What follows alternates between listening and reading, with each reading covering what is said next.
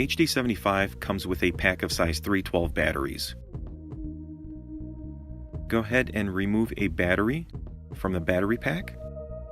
Remove the brown tab from the battery cell. This will activate the battery.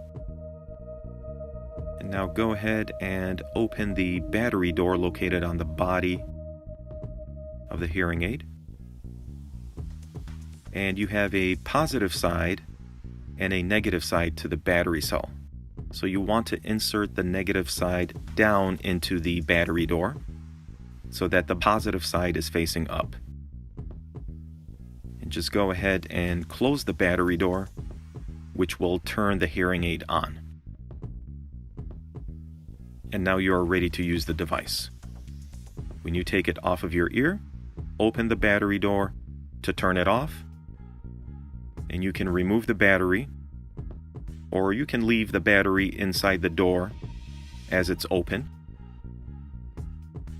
If you want to remove the battery using the cleaning tool wire loop end, just go ahead and push it from the negative side and the battery should come out.